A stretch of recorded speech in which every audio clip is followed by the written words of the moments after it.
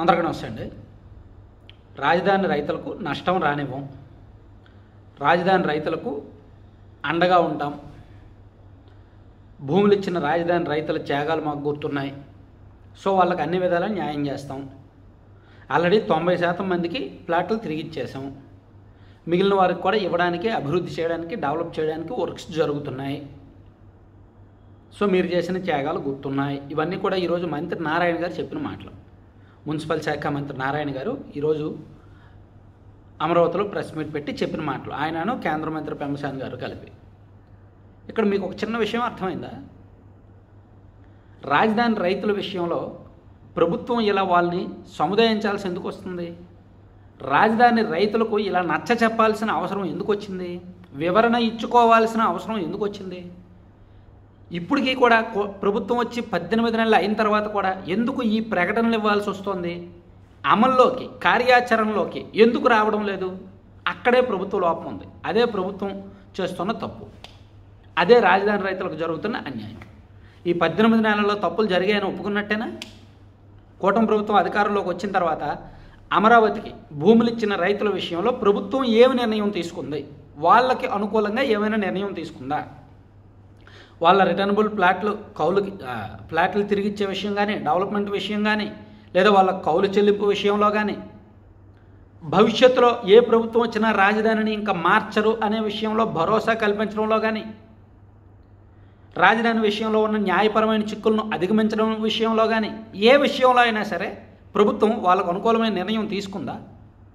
ప్రభుత్వం లేట్ చేసేసరికి చూసి రాజధాని ప్రాంత రైతులే ఇంకా తిరుగుబాటు చేయడానికి సిద్ధమవడంతో 3 రోజుల కిందట ప్రెస్ మీట్ పెట్టి గట్టిగా వాయిస్ వినిపించడంతో ప్రభుత్వంలో ఒక్కసారిగా భయం మొదలై ఈరోజు కేంద్ర మంత్రి గారు అండ్ రాష్ట్ర మంత్రి గారు వచ్చి వివరణ ఇచ్చుకున్నారు. ఇది తప్పు కాదా? వివరణ ఇవ్వడం తప్పు అనట్లేదు నేను. వివరణ ఇవ్వడాన్ని నేను తప్పు పట్టట్లా. ఆ పరిస్థితి ఎందుకు వచ్చింది అని ప్రశ్నిస్తున్నా. సో ప్రభుత్వానికి శ్రద్ధ ఉండాలి కదా, ప్రభుత్వానికి బాధ్యత తీసుకోవాలి కదా. రాజధాని రైతుల విషయంలో రాజకీయంగా చూసినా, పరిపాలన పరంగా చూసినా, అంటే మీరు అడ్మినిస్ట్రేషనల్ కోణంలో చూసినా, పొలిటికల్ కోణంలో చూసినా ఆ రైతులు ప్రభుత్వానికి అండగా ఉన్నట్టేగా, పార్టీకి అండగా ఉన్నట్టేగా. వైసీపీ మీద ఫైట్ చేశారు కదా మొండిగా. పార్టీ పరంగా తెలుగుదేశం పార్టీ వైసీపీ మీద ఎంతగా ఫైట్ చేశారో, పార్టీ పరంగా జనసేన పార్టీ వైసీపీకి వ్యతిరేకంగా ఎంతగా ఫైట్ చేశారో, పార్టీకి సంబంధం లేకుండా ఒక జేఏసీ పరంగా, ఒక కమ్యూనిటీ పరంగా, కమ్యూనిటీ మీన్స్ సామాజిక వర్గం కాదు, ఒక సమూహం పరంగా రాజధాని ప్రాంత రైతులు కూడా వైసీపీ ప్రభుత్వం మీద అంతగానే ఫైట్ చేశారుగా. అవమానాలు ఎదుర్కొన్నారు, కేసులు ఎదుర్కొన్నారు, చాలామందిని అంటే నానా రకాలుగా ఇబ్బంది పెట్టారు. ఇంకా అలా ఇలా కాదు. సామాజిక పరంగా దెబ్బ కొట్టాలని చూశారు, ఆర్థిక పరంగా దెబ్బ కొట్టాలని చూశారు, భవిష్యత్తు లేకుండా చేయాలని చూశారు, కేసులు పెట్టారు, క్రిమినల్ కేసులు పెట్టారు, చాలా రకాలుగా చేశారుగా. మరి వాళ్ళు మొండిగా నిలబడ్డారు కదా. 4 ఏళ్ల పాటు అలుపెరగని పోరాటం చేశారు కదా.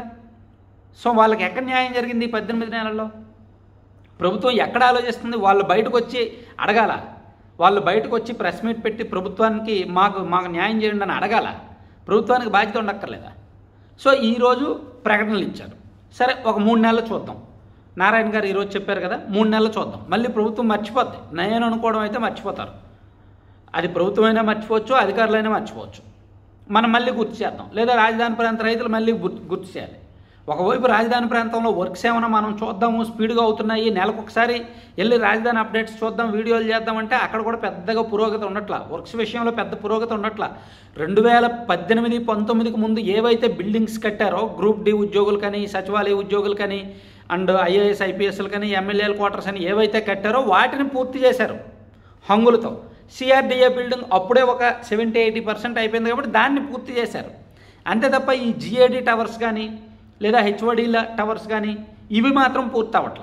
శాశ్వత హైకోర్టు కానీ, శాశ్వత అసెంబ్లీ కానీ అవి మాత్రం అసలు ఇంకా నిర్మాణం కూడా మొదలు కావట్ల. సో ఇంకా నేను నెల వెళ్ళి పనులు ఏమని చూపిస్తాను? ప్రకటనలు అంటే నేను ఇక్కడ చెప్తున్నది ప్రకటనలకు పరిమితం అవుతున్నారు, మాటలకు పరిమితం అవుతున్నారు తప్ప చేతలు చాలా స్లోగా ఉంటున్నాయి. రిజల్ట్ ఉండడం లేదు. రీజన్ కాదు మనకు కావాల్సింది, రిజల్ట్. కారణాలు ఎన్నైనా చెప్పొచ్చు, సాకులు ఎన్నైనా చూపించవచ్చు, ఫలితం చూపించాలి. ఫలితం చూపిస్తేనే ఆ రైతులు చేసిన త్యాగానికి విలువ ఉంటుంది అన్నమాట.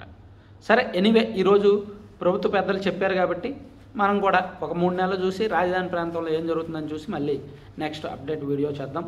సో కంటెంట్ చివరి వరకు చూసిన ప్రతి ఒక్క సబ్స్క్రైబర్కి కానీ వ్యూవర్కి కానీ ధన్యవాదాలు పేరు పేరున. ఇటువంటి సున్నితమైన కీలకమైన కంటెంట్ కోసం మన ఛానల్ సబ్స్క్రైబ్ చేసుకోండి అండ్ కొత్త వాళ్ళకి వీడియో లింక్ షేర్ చేయండి. కంటెంట్కి సంబంధం లేకుండా మీరు laddupalem.comని ఒకసారి సైట్ విజిట్ చేయండి. laddupalem.com. దీని ప్రత్యేకత ఏంటంటే ఆర్గానిక్ ఫుడ్స్ అన్నమాట. ఆర్గానిక్ సేద్యం ద్వారా రైతులు పండించిన రాగి, సజ్జ, జొన్న, కొర్ర అండ్ సీడ్స్, అవిసె గింజలు, పొత్తిరుగుడు గింజలు, గుమ్మడి గింజలు అండ్ మఖానా, వాటితో పాటు కొన్ని డ్రై ఫ్రూట్స్, నట్స్, ఇలా దాదాపు ఒక 20 రకాల ఐటమ్స్తో వీళ్ళు లడ్డూలు చేస్తారు. ఆర్గానిక్లో లడ్డూలు చేస్తారు. Complete healthy and delicious, taste కూడా బాగుంటుంది. వాటితో పాటు మిల్లెట్స్తో వీళ్ళు హాట్ స్నాక్స్ చేస్తారు.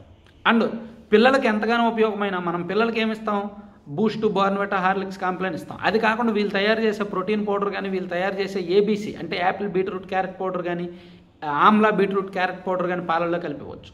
అలాగే పెద్దోళ్ళకి అన్ని రకాల సమస్యల నుంచి రిలీఫ్ కోసం జామాకు పొడి, మునగాకు పొడి లాంటివి వీళ్ళ దగ్గర ఉంటాయి. డ్రై డేట్స్ పౌడర్ అని. సో ఇలా భిన్నమైన పౌడర్స్ కూడా ఉంటాయి. అలాగే veg and non veg pickles, కారపొళ్ళు, రకరకాల ఐటమ్స్ ఉంటాయి. మీకు ఏం కావాలన్నా ఆ వెబ్సైట్ విజిట్ చేయొచ్చు. లేదా 9997839994 అనే నెంబర్కి మీరు కాల్ చేసి మీకు ఏం కావాలో అది ఆర్డర్ చేసుకోండి. 2 తెలుగు రాష్ట్రాల్లో ఫ్రీ డెలివరీ అండ్ 10% డిస్కౌంట్. ఎవరికైనా సరే 10% డిస్కౌంట్ ఉంటుంది. ఎన్ఆర్ఐ వాళ్ళైతే, ఎన్ఆర్ఐ సబ్స్క్రైబర్స్ అయితే అడగండి, 12% డిస్కౌంట్ ఇస్తారు. మన ఛానల్ పేరు చెప్పి మేము ఇలా ఎన్ఆర్ఐ సబ్స్క్రైబర్ అండి అని చెప్పండి, 12% డిస్కౌంట్ ఇస్తారు. షిప్పింగ్ మాత్రం కట్టుకోవాలి as it is. Thank you.